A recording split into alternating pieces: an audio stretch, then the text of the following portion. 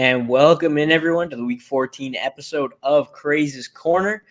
Make sure you guys stay tuned. We're going to have a great discussion going on. We're going to be talking about the Packers backfield, the Broncos backfield. We're going to break down the Chargers receiving core, as well as some players we're benching this week, some players we're picking up to start. And then we're going to talk about some playoff strategies, specifically defenses, what you should do at that position. But first, we're going to start with some news. Sticking with the defensive side of the ball, Jamal Adams is out for the season with the torn labrum. This trade is starting to look better and better for New York. So far right now, it's a top pick in the draft, and the Seahawks get to lose out on Jamal Adams for the rest of the season. Hopefully for him, he comes back next season as strong as ever. Some more injury news. Ryan Fitzpatrick, who did have the hip injury earlier on in the season, is finally undergoing the surgery. So he is out for the rest of the season as well. It will be Taylor Heineke's team. There was some hope that maybe Fitzpatrick could come back near the end of the season, but it looks like it's going to be Taylor going forward. And then Adam Thielen, who's ruled out of Thursday night's game, which you already know because it's already happened now that you're watching this. But with the high ankle sprain, there is a good chance he misses a couple more games. So make sure you guys are picking up KJ Osborn and expect Justin Jefferson to see a lot of targets now that he is the number one. Maybe some more touchdowns coming his way because that has been Adam Thielen's thing. But can the Vikings make a playoff push? Let us know using the Media app. The Media app is a great app that allows you to host your own virtual press conference. It's great. You can change the backgrounds out. You can put your logos in the backgrounds. You can even use it for your fantasy football leagues. You want trash talk, we're coming into the weeks where you're going to be making the playoffs or not. You see a really good team that didn't make the playoffs. You want to let him have it. He was bad fantasy manager all season. You can let him have it using the Media app. So you guys should check that out using on the Google Play or App Store.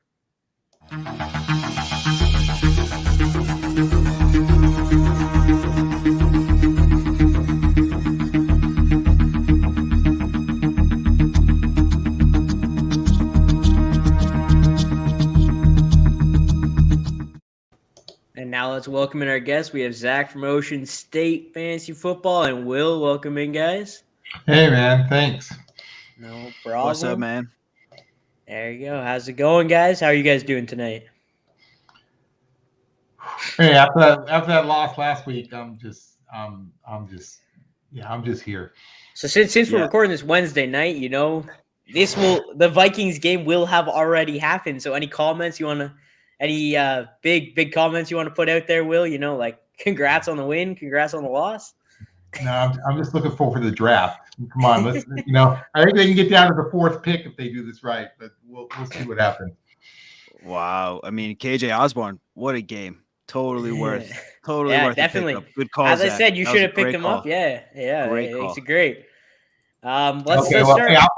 I'll give you a sleeper, Nwango at running back. I think he's going to get more playing time this week. And look, if he had been healthy all year, he's probably the Pro Bowl kick returner. Because 5 weeks, 2 touchdowns, almost 3, and he's starting to get more in the offense. So I know everybody likes KJ Osborn, but I think the sleeper there is the running back position. But we'll see. Yeah.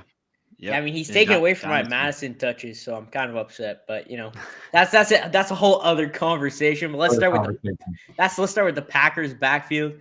We did touch on this last week, but this is still a popular topic for discussion as the Packers were on bye last week. So let's start with you, Zach. What are you doing with Aaron Jones and AJ Dillon going forward? So the last time we visited this topic, I mentioned that I think Aaron Jones will be a little more involved now that they're coming off the bye. But, it's hard to ignore what A.J. Dillon was doing. Again, when you're in the scenario where you could possibly start 2 running backs in the same team, it really is all dependent on your team makeup. But, Will, who's your running back choice out of that backfield? Because I personally don't have any shares of the Packers running back, so I'm a little more intrigued to see what other people are doing. I personally have no shares. Oh, well. I think it's Dillon. Yeah. I think it's got to be Aaron Jones now that he's healthy.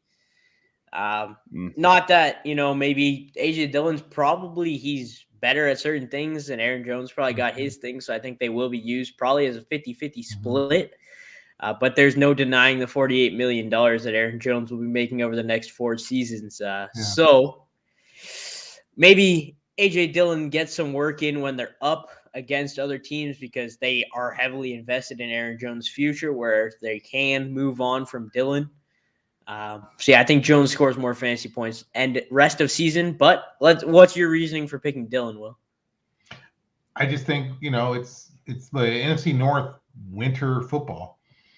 Dillon makes sense. If the weather's bad and they're if I was the Packers, I'd be a little worried about Aaron Rodgers' foot. And do I really want him throwing all this right now? Wouldn't it be great to kind of be a little bit run dominant in bad weather, going for the number 1 seed? That would make everybody who has to come play you think, so which Packers am I dealing with?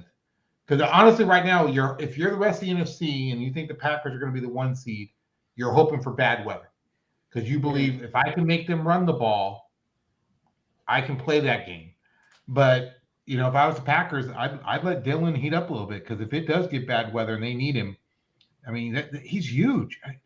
He hits that hole. My God. Like, I don't want to tackle him. Yeah, I mean, 5 games without double-digit points, and that's with being considered the backup for the majority of that time. Yeah. And then you look at the schedule, week 16, 17, Cleveland and Minnesota. Yeah. Not the worst matchups. Yeah. But I think, Zach, I would have to lean more your way. I think Aaron Jones, as far as the guy to have confidence if you're going into a playoff matchup and you really need every point you can get, I think Aaron Jones would be my choice in that scenario, just with a higher touchdown upside. Yeah. Well, then they got both wide receivers are out today. So, it might be like Dallas. Can you go wrong maybe playing both of them? Right. It might not be a bad play down the season if you have no other option. Yeah, if you do have no other option, that's something you do. If you have both of them, you probably should have traded one at your trade deadline. But I think this is a position where you probably can start both of them. It does limit your upside significantly, but as you said, being in Green Bay, they should be run heavy come the end of the season. But let's move on to another intriguing backfield with the Broncos backfield. Javonte Williams had a massive week, over 100 yards on the ground, as well as 9 targets for 6 receptions through the air, which is big in PPR. Melvin Gordon was out. He was hurt, but he will be back. So I'm curious to see what your guys' thoughts are on this split. Javonte has outsnapped Melvin Gordon the past 3 weeks. Well, obviously, because last week they didn't play, but the 2 weeks before that, Javonte was still continuing to be on the field more. I kind of felt like most people saw Javonte was eventually going to take over this backfield, and I think that he will continue to. I think it'll be about a 60-40 split going forward after that big game in favor of Javonte, but this is kind of a situation with Aaron Jones and AJ Dillon. I think, you could do worse than starting both of them. But what are your thoughts, Zach? As someone who has Melvin Gordon, so I can speak a little more, personal about this running back duo here. So I have Melvin Gordon, and he's honestly been pretty serviceable throughout the whole season, but it's been on the back of falling in the end zone, really. So the guy that is going to get the valuable touches, in my opinion, is going to remain Javonte. But I think Melvin Gordon is going to be involved just as much as he was prior to missing the game. So in my opinion, lower ceiling on Javonte, and Melvin Gordon is still a desperate flex play. Yeah. And currently Javonte is the running back 19. Melvin is the running back 24. So they're both in that RB2 category, which means, if they score, they're going to do good. And looking at the matchups, I just had their matchups up there, and the matchups look absolutely amazing for running backs. Detroit, Cincinnati, Las Vegas, and the Chargers, their last 4 games. So, if they get up early on Detroit, you could see both of them just running the ball. Same with Cincinnati, who's been allowing a lot of yards to the running back position, LA and Las Vegas both as well. So if one of them was the starting running back, I would be, if there was just one of them in this backfield, I'd be fully confident, probably saying that running back's going to finish top 5. But with both of them being there, I think they'll both be probably low end RB2s going forward. Will, what are your thoughts on the running back situation here? I mean, I think, let's keep in mind Denver has a new front office and everything this year, and Javonte's the future, right? Let's be honest. And so at what point do they say, hey, we're out of the playoffs, let's get our guys some real reps and start getting ready for next year? And if that happens, then I think Melvin's value starts taking a hit. If the Broncos think they're out and they're now just playing for next year, I think any of the veterans on that team, I mean, they traded Von Miller, right? I mean, it's a team I think that's definitely thinking about the future and what does their roster look like next year, especially if they're trying to get Aaron Rodgers or something like that. So if that mindset takes over, I think Melvin could go down to like 20 or 30% at the most in the splits. That's definitely possible. They're currently 6-6, so they are still in contention, which makes me think. And then the whole Javonte, I think it could go the other way come the end of season if they're like, let's preserve our future instead of putting him at risk. So maybe we run Melvin Gordon into the ground the last couple weeks of the season because he's not under contract with us next year. So that's kind of where I'm leaning that way. But I still think you can start either of them. I'd prefer to start Javonte. I have more Javonte stock than I do Melvin Gordon stock. So again, that's kind of where I'm leaning. But I think an interesting topic for conversation is going to be the Chargers situation that we got with Keenan Allen being placed on the COVID list as he tested positive. There's still a chance he plays. But as of right now, it's looking like it's unlikely. As for Mike Williams, he is unvaccinated, but he is only a close contact, which was on Monday. So he can be cleared by Friday to possibly play. But then again, that's a lot of things going right if they're both to play. But they're also both going to miss out on a week's worth of practice.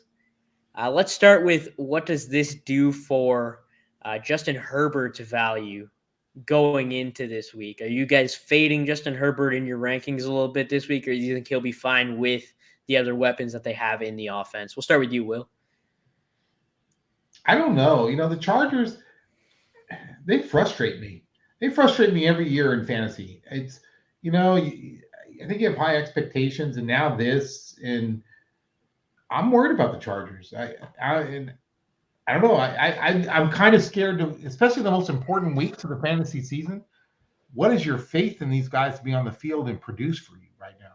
So if anybody, I'm high on Eckler. That's it. And he was limited in practice today as well. So we have to keep an eye on that too. So I don't know. That's a scary team for fantasy playoffs. Because you don't know it.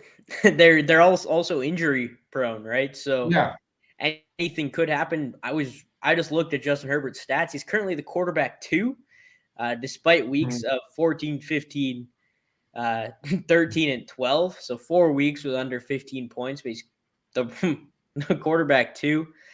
He's never had less than 34 attempts in the game, which is what's keeping him there. But I am a little worried this week. I actually pulled him out and put Kirk Cousins in my Superflex Dynasty League. So we've already watched the game. I know that was an amazing decision by me. Kirk Cousins went massive game to Gage. Go back in time, make the switch. Go back. They don't have their starting left tackle. Watt is going to go crazy. It's fine. Let me tell you, go back in time. It's fine. It's okay. Roster. Justin Jefferson's going to make it worth it. I don't want to start Justin Herbert this week. But they still do have some weapons. Jalen Guyton, Josh Palmer, Jared Cook could get more involved, as well as Daniel Parham. Are there any of these guys that you guys are looking to maybe pick up and start if both Mike Williams and Keenan Allen are out this week? Zach, we'll start with you. Jalen Guyton. I'm going to start there, especially if you have any of if you're the Keenan Allen owner and this Mike Williams news comes out and Jalen Guyton sitting on your bench, as someone who is literally in that scenario, I feel a lot better now picking up Guyton, and I feel like I could probably start him. Giants have given up 14 touchdowns to the wide receiver position. That ranks them 28th in the NFL, so they are literally bottom of the barrel as far as defending the wide receiver position. However, they really actually have a solid defense.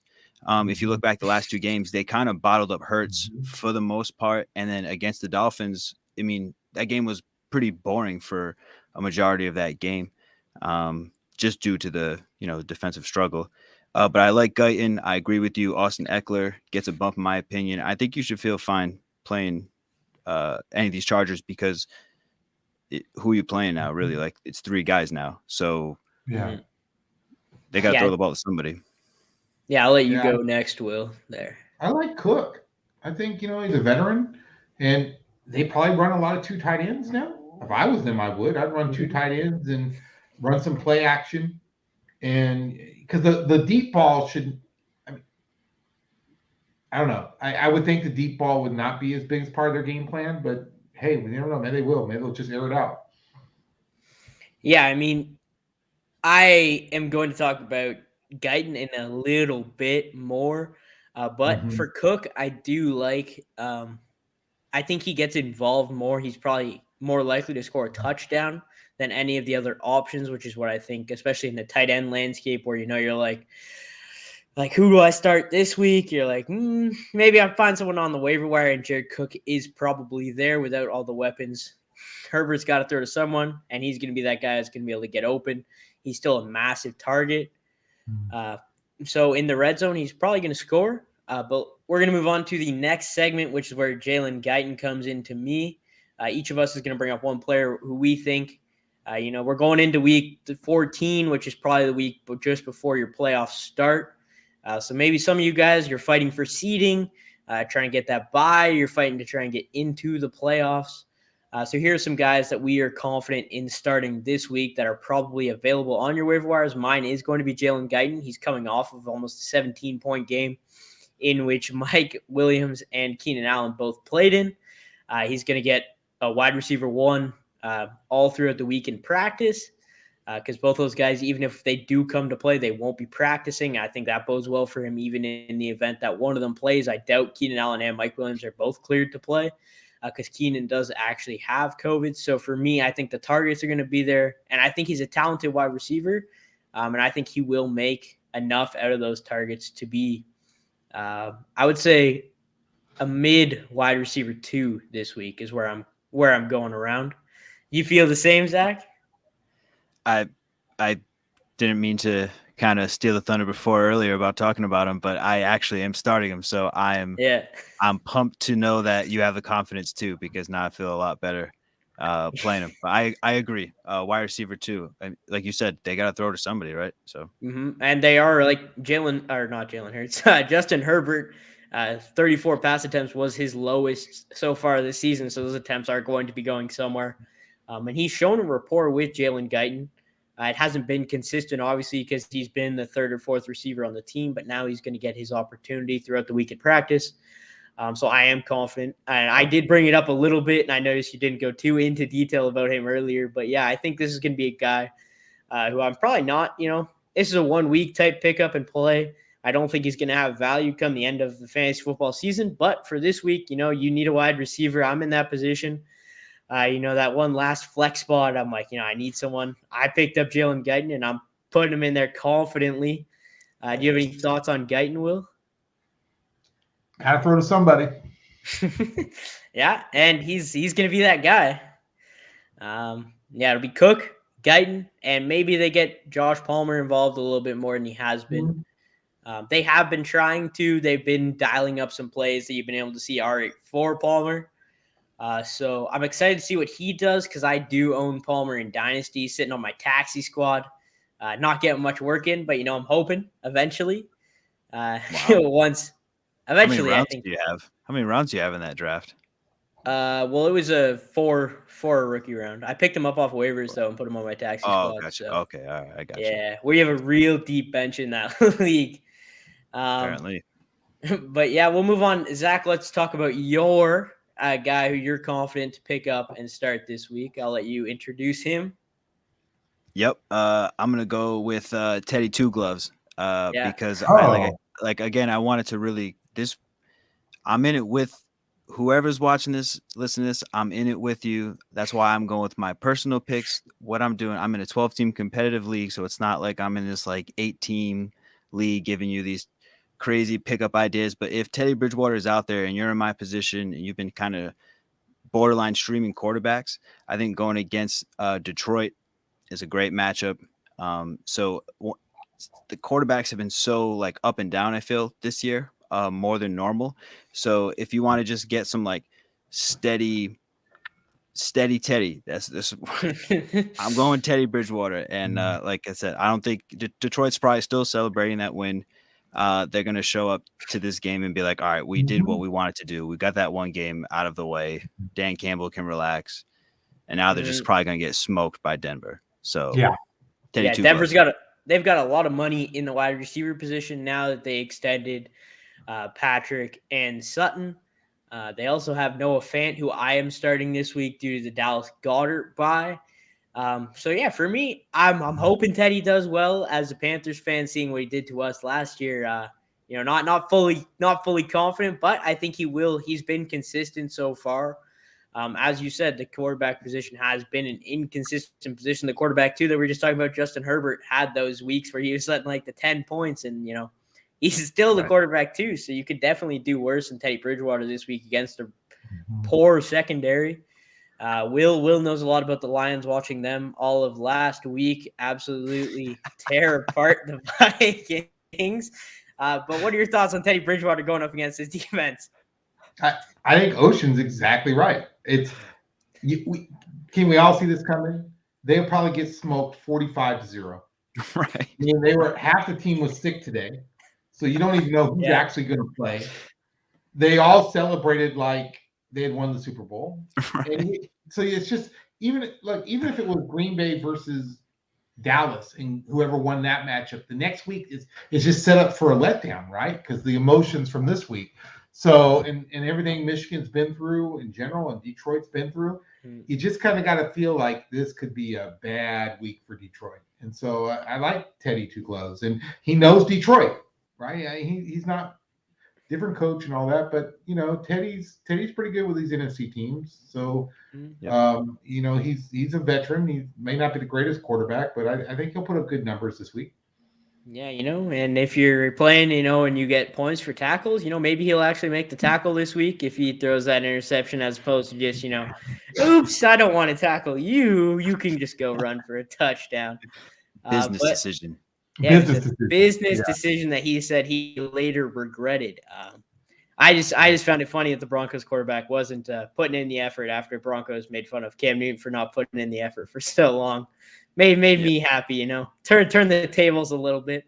But let's talk about your guy now, Will. I'll let you introduce your guy who you're picking up off the waivers. That was one of my guys before the season. He was one of my guys. I thought this was going to be his year. And now I'm with you, like Zach. I drafted him. I was high on him, had him on a lot of my rosters, and then I cut him 3 weeks ago because he hadn't done nothing. That's Russell Gage.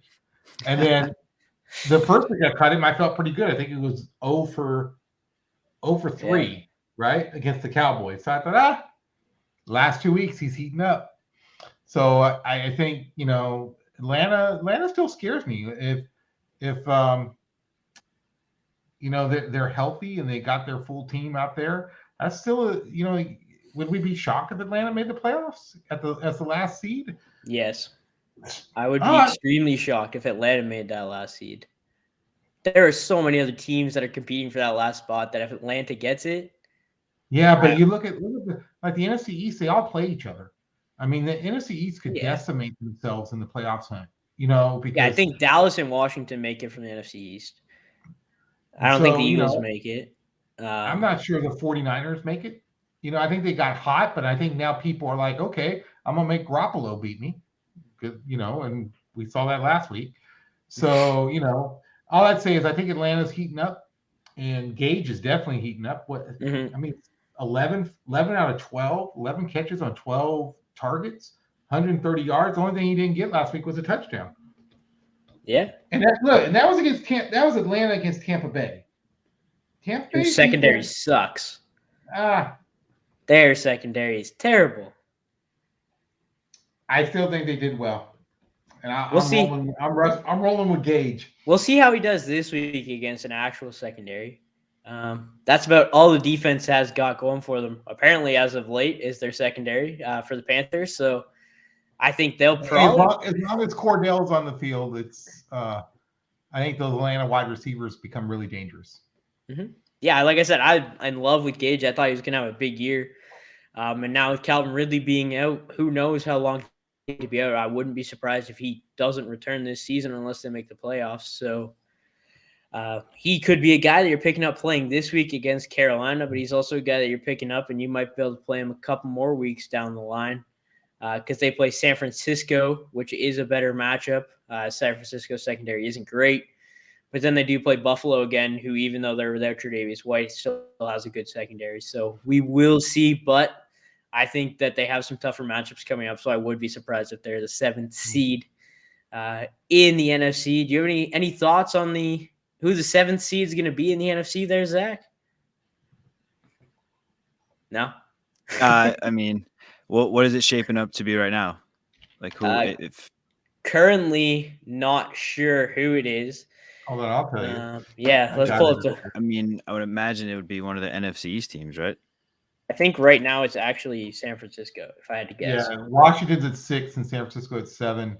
Yeah. And Philly's a half game out. Minnesota, Carolina, Atlanta, and the Saints are a game out. Mm-hmm. Yeah, that sounds about right. So. Yeah, I mean, I think when it's all said and done, it'll probably be, in my opinion, be Washington. Yeah. That defense is coming on. Not to get off topic, but that'd be my choice. 7 seed. Yeah. All right. And then let's move on to players who, have been in your starting lineup, but maybe this isn't going to be their week. I'm going to start it off with a guy who's disappointed me back-to-back weeks. I didn't start him last week because, I was a little bit nervous, and I don't think I'm rolling him out again this week against Tennessee. I'm talking about my boy, James Robinson. Love the player. Hate the team, hate the coach, hate everything else to do with the situation around James Robinson. He got benched after his fumble last week, and then he had some comments after the game. But I don't trust Urban Meyer. He seems to be in his love affair with former Ohio State running back Carlos Hyde. It hurts me to sit James Robinson. Maybe you don't have a better option. You have to roll him out there. But if you are debating between a couple guys, I bet you the guys you're debating between are probably going to score more points than James Robinson this week. Tennessee has been surprisingly good against the run. It actually surprised me when I was looking at the matchups, and it was like, yeah, Tennessee hasn't allowed that many points to running back this year. I was like, maybe I do actually. Maybe that gave me the little bit extra confidence I needed to bench him this week. But what do you think, Zach? Are you confident starting James Robinson? Do you think he's going to have a good week coming off the really poor week, or are you a little nervous? You can't feel great about both the fumble and the comments, but what you can feel confident in is that unless they're purposely going out there to lose, what's their other option? I mean, are you really going to run out Carlos Hyde as a full-time? They will. They will. That's the sad thing. And you know what? And I can see that happening too. Me personally, I have to start James Robinson. I wish I was in a position where I could bench him, just not stacked at the running back spot like that. But Tennessee has definitely been good against the run game. So not confident for sure, but I have to do it. I think he'll be probably in that 8 to 12 fantasy point range. So not bad, but not great. What are your thoughts on James Robinson, Will? I'm with Ocean. I got him on my roster and I need him. Mm-hmm. Yeah, so I have him on 2 rosters, and currently he's sitting on my bench in both. Players I have over him right now: James Conner, Madison, Metcalf, Elliott, and Gibson. 3 spots. So he's on the bench there, and then in the other league I have him in. I think he's on the bench over Saquon and Elliott. But talking about Saquon, that transitions us perfectly into Will's bench of the week. He's going with Saquon Barkley. Let's have you explain a little bit here, Will. It's just for whatever reason, Giants are dysfunctional and they can't use him right. And I don't, I'm looking at his stats the last few weeks. He averaged 5 yards a carry last week against Miami, but only got 11 attempts. The week before that, and it was a 20-9 game. I think the score didn't really reflect the game, but it was 20-9, right? And then the week before that, they beat the Eagles, right? 13-7, but he only had 13 carries for 40 yards. And then the week before that, 6 carries. I know he's come back from injury. The week before that, 6. The week before that, 2. Mm-hmm. Yeah, that was week 5. Right. And they're playing. Who are they playing this week? They play the Chargers. Yeah. I know the Chargers defense suspect, but I just thought, and I think the last I saw the Giants, the quarterback position's up in the air now. Jake from State Farm. So they're going to run. You would think they would run him, right? Mm-hmm. But I don't know. It just doesn't seem to be working out with the Giants, Barkley, and so I'm not playing him. And he was one of my he killing me this year because, and in my keeper league, he was one of my 3 keepers, and I regret keeping him. I should just let him go and took the risk. And so as much talent, and if he was on another team like Baltimore, he'd probably be putting up great numbers. But then not only outside of that, then you got to worry, is he going to get hurt again? And you just get frustrated with it. So if you could don't have to play him, don't play him. I would not count on him during these playoffs.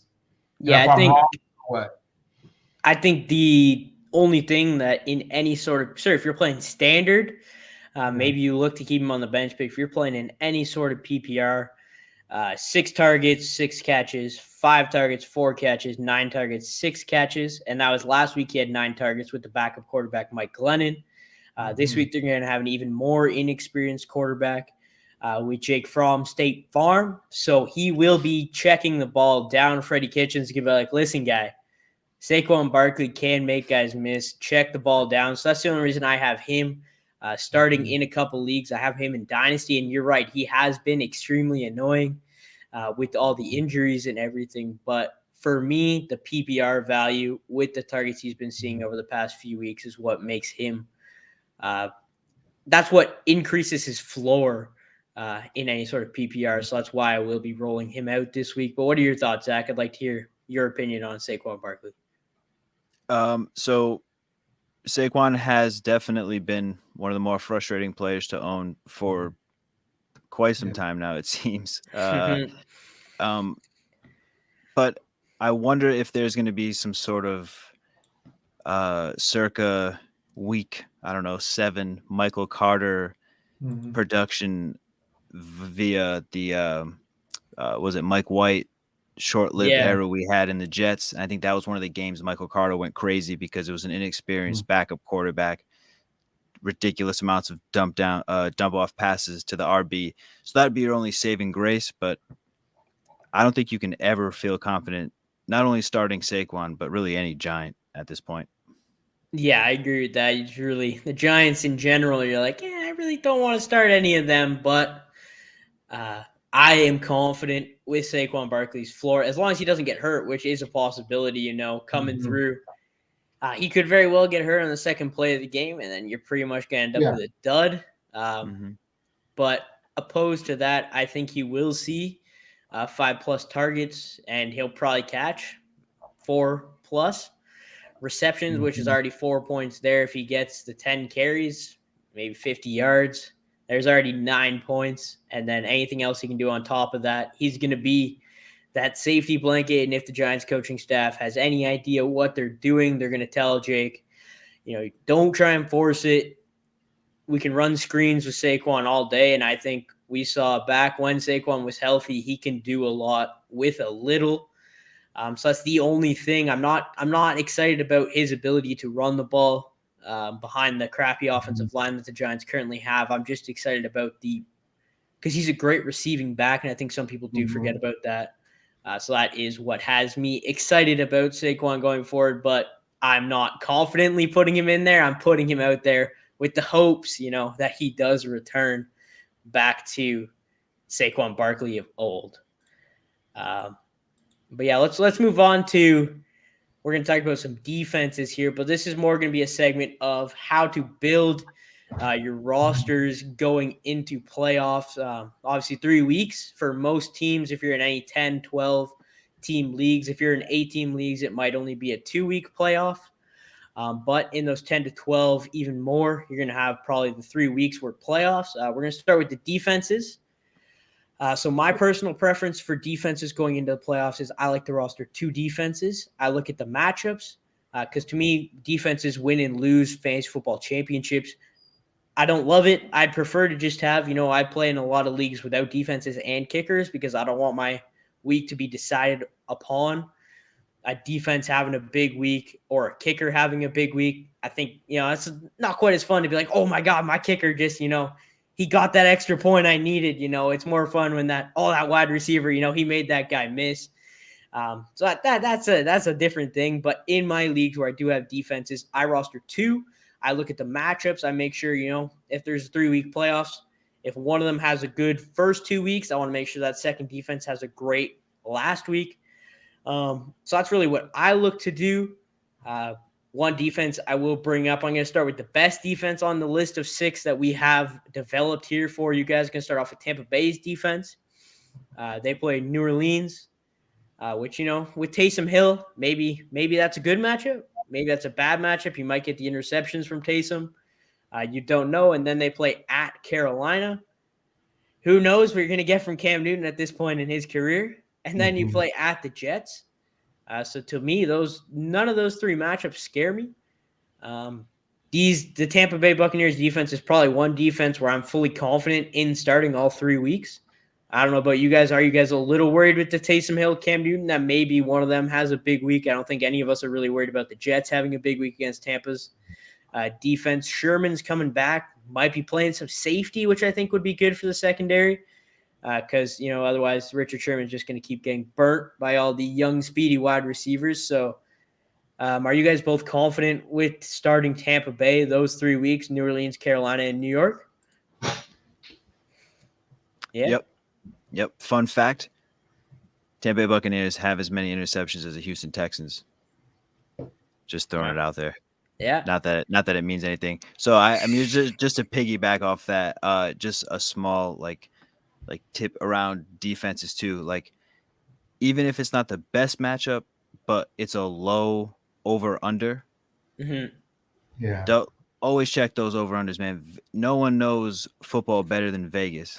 So even if like Yahoo has it like as like a orange matchup, it's not a green matchup. Really look at what the scoring total is going to be, because sometimes as long as your defense just doesn't allow a ton of points, you're going to be okay. What you can't have is like a team run up to score 35 points in your defense and you're getting like negative points in a league. So, but Tampa's defense, I think they're what they're probably a top 10 defense. So if you can probably if you can ride that into, but people drop defenses all the time, and you may be able to capitalize on the fact that people have been eliminated from the playoffs and they may not be as active on the waiver wires, which could just help you out. You can benefit on the fact that they play Buffalo this week. So if people are like, I don't want 2 defenses, Tampa Bay's defense is probably going to be on the waiver wire this week unless the team is going to start them against Buffalo, which isn't really what I'd be doing. Especially since it's in Tampa. It's not like it's in Buffalo where, they're going to have snow and everything. But I think that the Tampa Bay's defense will be on a lot of championship winning rosters because I think they'll probably score 15 plus points against the New York Jets in New York late December, early January. It'll be cold. It'll be snowy. Zach Wilson will probably be starting. And as you said, the Tampa Bay hasn't been able to get turnovers. They will get turnovers in that game for sure to go along with the defensive front that they have. But yeah, that's mine. We'll let Will talk about Miami's defense next. I know that was defense you are excited about. We'll let Zach chime in here too. We're in the Dolphins jersey, but let's let Will start off with this one. I'm going to start off by talking about the point Zach made. I'm looking for a defense that's not giving up a lot of points right now. And for 5 weeks in a row, 17 or less. And actually, if you take out that game against the Jets, those other 4 games, the top points was 10. So look, and then now Miami plays the Jets again, then the Saints, then the Titans. So, if they can hold 17 or under, if not less than that, that's some good lock-in points for you. And honestly, we're talking about a defense, like I know talking about rostering too. I actually think Miami is a team that can get you through the rest of your fantasy season at defense right now. That Titans matchup, they'll be healthy by then. Obviously not Derrick Henry, but with A.J. Brown and Julio back, they should both be back for that matchup. So that matchup does scare me a little bit for starting their defense because I think they will be fighting for, in my opinion, they'll be fighting for the division at that point because I think the Colts are going to make a run for it. So for me, I'm fully confident starting Miami's defense against the Jets and the Saints. Questionable against Tennessee, so maybe you try and find another defense, which we'll talk about a couple more that maybe you compare with Miami. But Zach, let's have you do some talking about your defense there. I love to talk Dolphins, and I love to see rookies work out. And my guy Jalen Phillips has 8.5 sacks in the season. I'm pretty sure Chase Young has 9 in his career. So just put that in perspective. So when you're talking about a defense that's not only going to not give up a ton of points, but then give you the bonus of the sacks, you have Xavier Howard back there. I mean, he's basically a 50-50 chance of an interception every single game. So there's that upside. So yeah, Dolphins defense, you're absolutely right. I'm not scared of the Tennessee matchup. I'm not scared of the Jets. The only thing I'm scared of is your roster space. They are on bye this week. So if you can afford to hold them through the bye, I think it can definitely give you that advantage at the defensive position in the playoffs. For sure. And when you were talking about rookies, I was for sure thought you're going to bring up my Canadian Javon Holland. I thought you were going to bring Javon up there. I was excited because I was high on him. I thought he was the best safety in the class, and you guys did get him in the second. Yep. So I thought you were going to bring up Phillips and Javon. I saw you only brought up Phillips. So we got to bring up, got to support the Canadians. Javon already got 2 INTs on the season. So I think that is good for them. I'll bring up Seattle's defense next. Week 15, not a great matchup. They play the Rams. So I'm pairing them with a defense that has some easier matchups to start off with, like Miami possibly. And then Seattle plays Chicago. Could go either way depending on how Justin Fields is going. The Seahawks defense is without Jamal Adams, so we'll see how that affects the team. But when it counts most, Week 17, you're in your fantasy football championship, and the Seattle Seahawks are playing none other than the Detroit Lions in Seattle. I think their defense should have a really good game. So for me, a dream pairing with Miami would be, if you can't get Tampa Bay, obviously, because they play the Jets. I think Seattle is a good defense because I think Seattle's defense will score more points than the Dolphins' defense will come Week 17. Are you guys confident starting Seattle in the Chicago and Detroit matchup? Are you confident starting them in any matchup, Will? No, because they're giving up way too many points. I mean, even when they're winning, they're giving up points. And so, to me, it's Seattle is okay. So Russ is healthy, and now they're starting to score again. But what have they given up? So lowest. Trying to see what their lowest. They're consistently giving up points. One time they held the defense to 7 points, an offense to 7 points. That was Jacksonville, though. But looking at the past 3 weeks, 17, 23, 17, 23. They play Houston this week. I don't think Houston scores 23 anywhere near there. They got questions of their. Houston's not going to score. You have way more. You have way more Davis faith in Mills. that Seattle defense. I'm telling you, that Seattle defense, if Jeff was here, even he'd be choking on this one. They can't stop the pass and they can't stop the run. It's okay because And Houston can't run and Houston can't pass, and neither can Detroit. So, don't forget Jared Goff knows the Seahawks. but the Seahawks also And that matters. The Seahawks also know Jared Goff. So Yeah. that like it goes both ways that way. I'm just telling you, I wouldn't count my fantasy championship week on Seattle's defense against anybody they're playing right now. Fair enough. You'd rather have Miami's defense against Tennessee? Yeah, because the game's in Tennessee, and I'm gonna bet it's bad weather. And without Derrick, now if Derrick Henry was there, no. But without Derrick Henry and the wide receivers always being iffy, I mean, I'll take my chances. And not to mention, like pound for pound, Dolphins defense is massively superior to Seattle's defense. So even just that perspective is like, yeah, you definitely want to go Dolphins, and you might be able to capitalize on the fact that people are like, oh, it's the Dolphins, you know. So, but as someone who's personally starting Seattle, I'm gonna try to do it because there's not really much else out there. But I'm with you. Like, if you have to start a defense against Detroit in the championship, I mean, you can do worse. Right. Exactly. Yeah. Let's talk about another team that has a really good matchup in the last week, which is another team that I think you compare well with Miami. San Francisco. They play Atlanta and Tennessee, which Atlanta can go either way with Matt Ryan, so maybe you stay away from them in that game. Tennessee, depending on how healthy they are, that could be a good game, could be a bad game for them. But then they play the Houston Texans week 17. They play at home in San Francisco.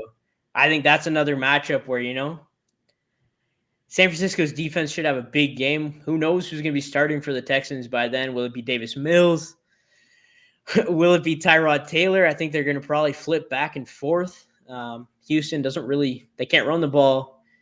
I think I was looking at their stats last week, and if I'm not mistaken, Brandon Cooks was the only wide receiver on the team who caught a ball last week. But yeah, what are you guys' thoughts? Yeah, he was. Yeah, that's what I thought. There was another wide receiver who had like one target, but they weren't getting their wide receiver. Yeah, Collins had one target, and Conley had 4 targets, but none of them had to catch. So yeah, for me, I think the 49ers defense has a really good matchup come week 17. So if you think your team can get there, they're probably serviceable defense against Atlanta and Tennessee too. I don't think those are matchups you're like, oh my God, I can't play this defense. Fred Warner is back. He's participating full. He's going to be back. And I think he's a big part of that defense in the middle. So yeah, for me, San Francisco's another defense I'm looking at picking up. What do you guys think about San Francisco's defense come playoff time there, Zach? Well, let's start with you. Yeah, 8 sacks in the last 3 weeks. I mean, they're basically getting an interception every week as well. I don't know if you feel too great this week at Cincinnati. So with your strategy, I mean, this would probably be the week where maybe if you had that 2 defense thing going on, maybe they would be the defense you would look towards. Like you said, that Houston matchup looks really good. But I think after this week, San Francisco is one of those defenses you can confidently start remainder of the playoffs going, and especially that Houston matchup. And like I think we talked about earlier too, that they'd probably be fighting for a playoff spot come that time of the year. So they're going to be turning it up, try to get that playoff spot. Yeah. Speaking of rostering 2 defenses, is that a strategy that either of you guys adopt going into the playoffs as well, or are you guys still trying to go week by week? Because I like to get ahead of it. I don't really need the depth in most cases. If my tight end spot's locked up, I don't need 2 tight ends. My wide receivers, I don't need a 6 wide receiver on my team. So what are your guys' thoughts on that strategy? Is that something you guys do implement in some of your leagues? We'll start with Zach. So yes and no. Basically, if I can, I will try to. But I find myself, at least personally, at this time of the year, doing a lot of like insurance players. So I have like 3 backup running backs. It's, what I mean? Because this year more than ever, you need that backup running back. However, if I do have the space, I love playing matchups more than like, this is my defense. Like I'd rather stream defenses unless I have a shutdown one. So if I'm playing matchups, having two defenses is definitely a great strategy to help you out, especially when you have those like Houston, Detroit matchups. You're bound to get points. And your thoughts, Will? I think it's the same thing there. It's just depends on the depth of my roster. I'd love to be able to keep two good defenses for the last few weeks because I want to keep them away from somebody else. But like a lot of my rosters right now, like the running backs position, especially, I don't know who's healthy, and so I'm doubling up on So I got Cook and Madison, and then I got Zeke and Pollard, and you gotta. So I'm really cutting my wide receivers thin already, like just hoping nobody gets hurt.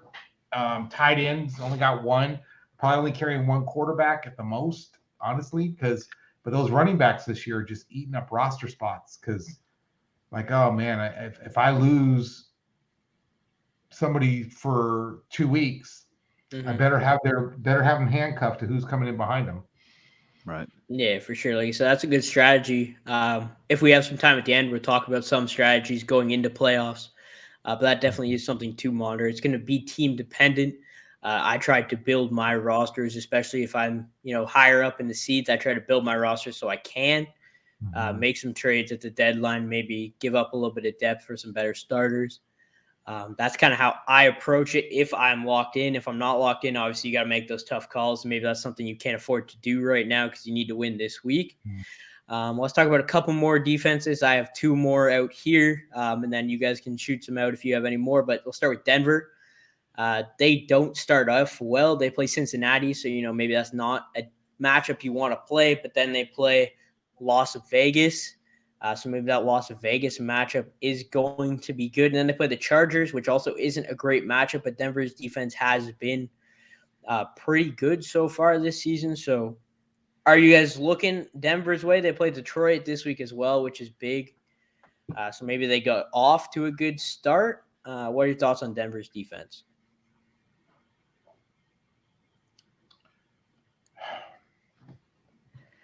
I don't know. It's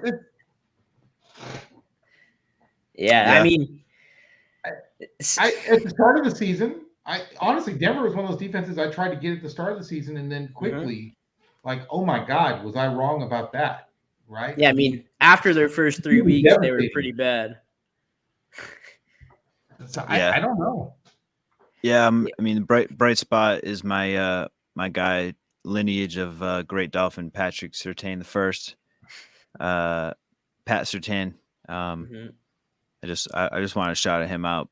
It's one of those scenarios where like great defensive coach, so by default they should have a good defense. But I think they're one of those teams that's like, I don't know, just a little too inconsistent for my like I think I would have if I personally have to choose, I probably would have picked some of these other defenses we mentioned earlier. But I know not everyone has that luxury.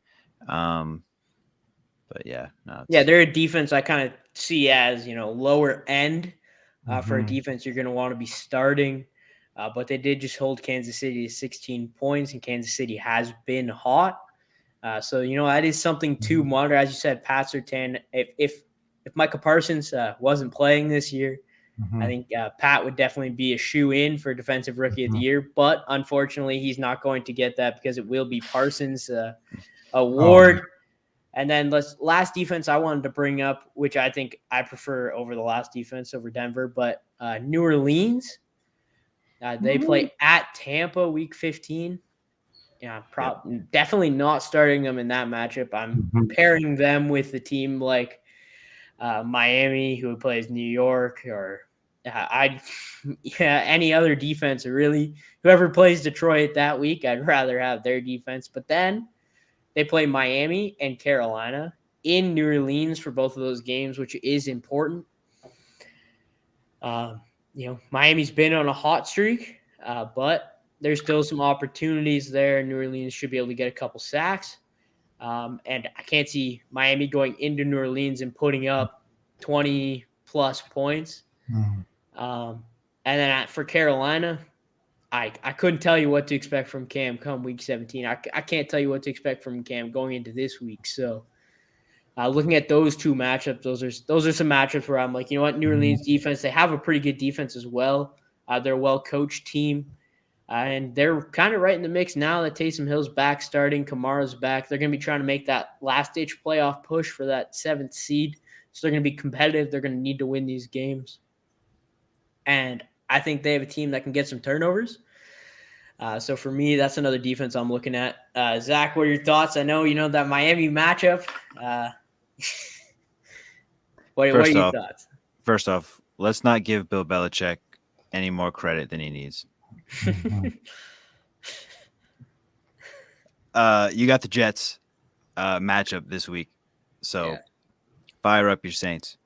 But they've just been on a steady decline of being a good fantasy defense to not being a good fantasy defense. That's probably some sort of correlation between the offense. Is what I assume. When Jameis went down, they started to get worse because Trevor Siemian isn't as good as Jameis. Yeah, when you go 3 and out every single drive.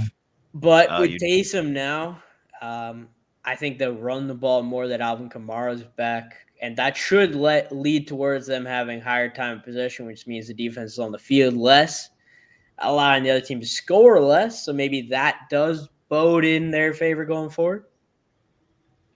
Yeah. I mean, if matchups – besides the Miami matchup, I mean, you have probably one of the best, juiciest matchups in the championship round. But no, I mean, I wouldn't want to play at Tampa.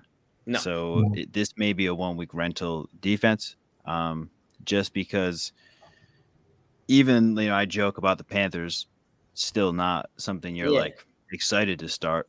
But this week, if you're someone like myself and you need a win to get in, you could definitely do worse than the Saints. I'm just looking back at their game log here. They scored 20 points against New England week 3. So that was their best performance of the week, or best performance of the year. Their second best performance of the year is against none other than the Tampa Bay Buccaneers. And they're tied for that was Green Bay with 16 points as well.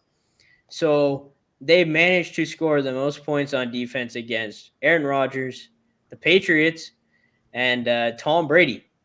And they have let teams like the Giants, Washington, Carolina, Tennessee, Philadelphia, and all of them run all over them. But, when it comes to apparently playing good quarterbacks, their defense seems to turn it up a notch. But we got a couple minutes left here. So you guys have any other strategies going into playoffs you want to talk about? You want to go more in depth on your running back handcuffing strategy there, Zach? Or Will, go ahead. You start off. No, I think the way the season's played out, I think the one thing that owners shouldn't be scared about doing is playing. If you have like Zeke and Pollard on your team, I've played them now a couple weeks both, and they've both got me enough points to take the risk. Yeah. And I think it's something you have to really watch during the week and just think, maybe I do want to play them. Maybe they're both going to get me 15 points. And, so don't be afraid, because I think we allow our fear sometimes as owners to look at those. You have those running backs this year that are handcuffed, and you're like, I can only play one. Well, maybe you have to play them both, because it might be the smart play depending on how the rest of your roster looks. So don't fall into the trap. I can only pick the one running back. Yeah, I think that's good. It limits your ceiling, but I think it also solidifies your floor, because one of the running backs on a team, like if you have Zeke and Pollard, Dillon and Jones, or Javonte and Melvin Gordon, I think those are 3 teams that I'd be confident starting both of them. So I definitely think that's a good strategy. And Zach, you want to just touch briefly on the handcuff? I think it's a great situation, especially this year, but I'll let you talk about it for a sec here. Yeah. And so, it's trying to combine leaning out your bench and your depth pieces, but making sure the pieces you have on your bench are just, if you're never going to plan to play them at this point, you shouldn't really be clogging up your bench with them. It's like they need to be there for the real reason why NFL players have depth, because if a guy goes down, you need to replace that guy, right? So if you're the Joe Mixon owner and Samaje Perine is on your waiver wire, he should be on your bench versus, say, Rex KJ Burkhead. Osborn or Rex Burkhead, right? Even like these, as hot as KJ Osborn might be, to me, it's more empirical to have like that, confidence of knowing if your running back goes down, it's like, what are you going to do at this point? Your season, if you're fighting for playoffs, it's done. You go into the playoffs where Joe Mixon goes down to an injury, you don't have Perine. He becomes the number one waiver pickup next week. Somebody else gets him, just pack it up for the season. So that's the importance of having the running back handcuff, and just week to week, just try to stay alive at this point. Don't worry about my guys, things like that. Let those like pre-draft season hype things go, and just focus on getting the dub week to week. And if you're a person that's like winning your matchup, I had someone hit me up. They were like, look, I'm winning my matchup by like 0.5, and they had the Patriots defense. He's like, should I just bench the Patriots defense just to not even risk the negative points? And the answer is always 10,000% yes. Guarantee that win. Don't try to get cute with points or anything like that. Yeah, unless right now and you're actually fighting for a playoff spot, right? Points do matter. But yeah, unless that, if you're in the playoffs and you're playing and you're like, well, I got this one guy left, maybe I pull him because I'm already up. That's definitely something to monitor. I just want to ask one question when it comes to handcuffing running backs. Sometimes there are guys, who aren't necessarily on your team, like. If, say, Dalvin Cook was healthy right now, but he wasn't on your team, would you be looking at rostering a guy like Alexander Mattison with the hopes that Dalvin Cook gets hurt? Is that something that you do? Because that's something I do look at. If there's a high-level backup running back available that I think can be plug-and-play come playoffs, I would look that way. I was just curious if you do as well, talking about the handcuff position. Yeah? I spent $50 fab preseason on Alexander Mattison coming into the season and had him on my bench, and now have a running back one for free that I can even flex now. And those moves, granted that's a dynasty, it might be a slightly different, but you're 100% right. If you can vulture someone else's backfield and then add it to your existing running back. Look at who's number one, number two in your leagues and be like, this guy's got, whatever. He's got Joe Mixon. Let me get me some Perine. Right. But yeah, I was just, some people ask that question sometimes, like, I should handcuff my running backs, obviously, but do I look for other backups coming into playoffs if I have the empty waiver wire spot or if I have the empty bench spot? To me, the answer is if there's a good backup running back available, yes. If you're like debating, like, I don't know if this guy's actually going to be the bell cow if the starter gets hurt, that's the kind of situation where I would look other directions. But we are out of time, so I want to thank both of you guys. Make sure you check out Zach, Ocean State FF on Instagram and Twitter. And thanks again, both of you, for joining. Thank you, everyone, for watching. Make sure you guys tune in again next week. I hope you guys enjoyed, and feel free to shoot any of us a DM. We will respond. And also, since this is airing Friday, Zach and I will be running a giveaway on Instagram for a signed Justin Jefferson jersey. Going to pique the interest of Will a little bit there. So make sure you guys go check out either of our pages for details on how to enter that giveaway. But yeah, thanks again, guys. Thanks, man. See you next week. You're the best, other Zach. You too. All right.